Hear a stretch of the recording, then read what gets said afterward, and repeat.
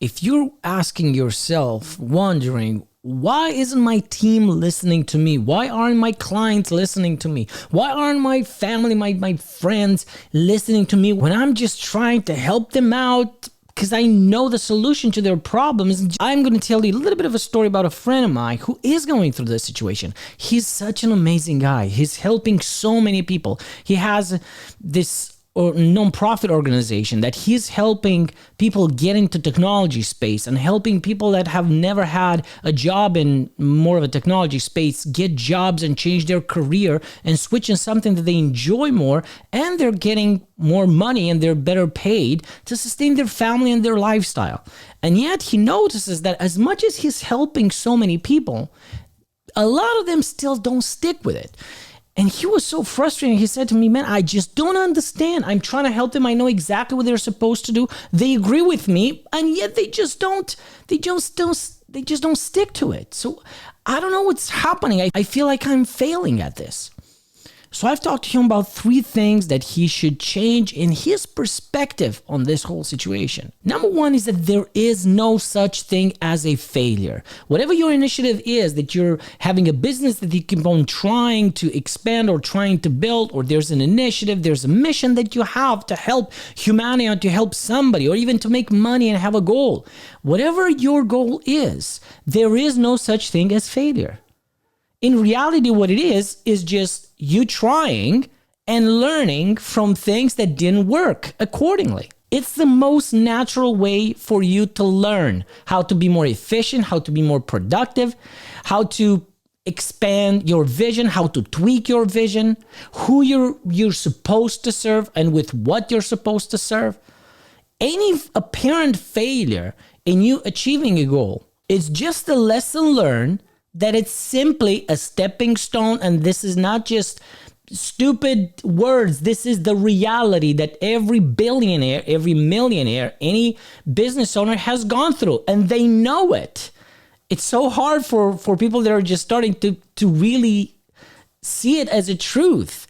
Failure is absolutely normal, is vital. It's like steps to get to the next floor or next level.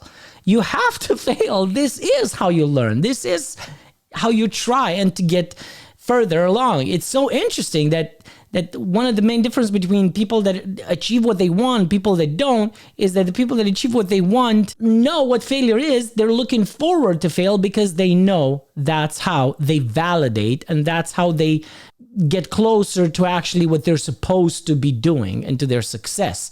They polish their offer and everything. That's exactly how they approach it. The second thing that I told him is that any action that his audience, that his clients, that his team is not taking, anything that he is telling them to do and they're not doing, any advice that is giving them, any help that is trying to give them, and they're just simply not taking it, they're not practicing. Instead of seeing it like a failure, he can also see it like lessons learned in terms of objections. Next time when he's going to be talking to someone in the same situation that he's going to give the same advice, he's not going to wait for that person to get to the point where they're just not going to do, they're not going to execute. From the beginning, next time he's going to tell his staff, he's going to say, listen, you may get up to a point where you're going to feel like if you want to do this task or if you want to try that option, you may feel like it's not such a good idea or it may be difficult because you may think all these objections. Well, the truth is that if you see it in this other way, then it's going to be way more simple. So And this is what I'm doing with my clients as well. Like if I tell them to write certain procedures to streamline their business, and I see that some of them takes them too long to do it, and then talking to them, I realize that it's because they didn't plan specific time. They didn't book time in their calendar. With the next client, what I started doing is that I tell them straight from the beginning that you have to book a specific time a day, 15 minutes, half an hour a day for 2 weeks. And that's dedicated time. And in that time, you're going to write procedures. Okay, they booked the time. And next, I'm noticing another thing, that even they booked the time, they waste all that time because they don't know what to do. So then I'm like, okay, then in the second session that I have with my clients, we're going to together make a list of such procedures. So then when they book a time, they actually have something to write about.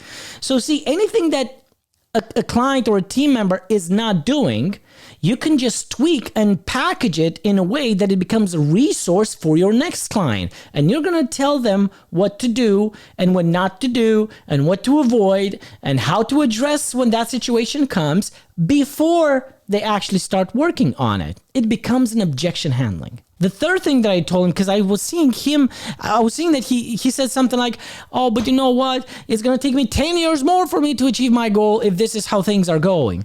And the next thing that I told him is, you know what?